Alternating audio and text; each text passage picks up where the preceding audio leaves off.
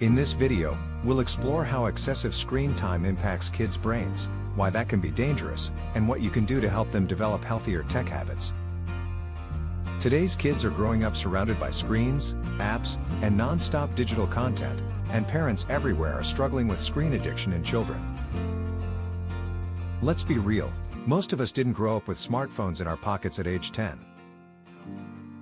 But today's kids are swimming in technology from the time they can swipe a screen. And we all know that technology can enrich our lives. So, can we grudgingly admit that in many ways, it enriches our kids' lives? Sure. But, as with most things people enjoy, it can create problems too. Parents are terrified of what their kid might stumble across on TikTok or Instagram, because the stuff out there is just trash, or worse, it's dangerous. Of course, sometimes kids will explore inappropriate content just to be rebellious, but kids rebelling against what their parents want is not new, and it didn't emerge with smartphones. If that's you, you are not alone. So, why are screens so hard for kids to put down? What's actually happening in their brains, and what can you do about it? What is screen addiction? We've all heard that kids are getting too much screen time, and it's normal to be concerned about that. For many kids, social pressure to keep up and FOMO keep them attached to their screens. They can also just really enjoy gaming and social media. After all, we know that gaming and social media are designed to trigger dopamine, the brain's reward chemical, just like gambling or even drugs. That's why your kid says 5 more minutes and, suddenly, it's been 2 hours until they come up for air.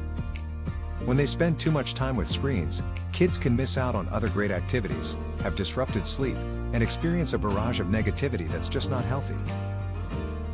Even if you are concerned about how much time your kids spend with screens, a lot of kids can handle it without experiencing the most serious consequences. But for an estimated 40% of kids, screen time can become addictive, and that is a much more serious problem.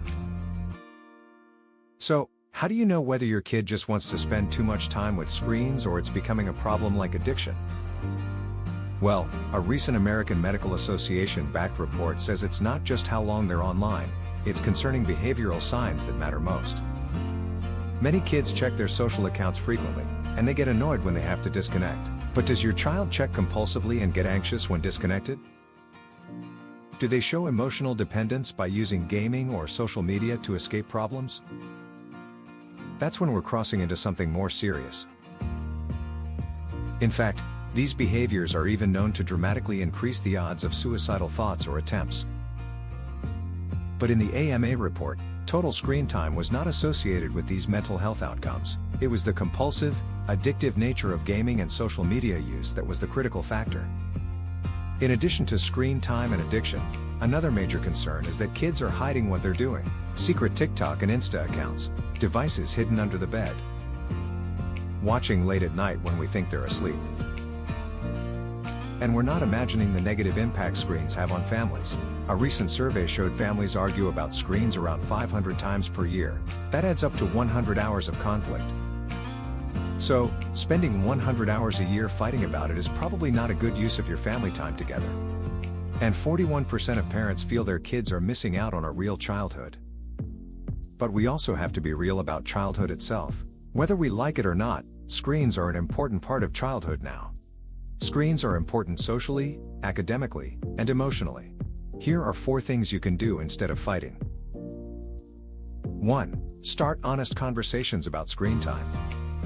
The number 1 tool you have is honest, non-judgmental dialogue. Ask what they're watching, why they like it, and how it makes them feel. Get curious, not critical. It's also very okay to acknowledge that screen time can be fun and even productive.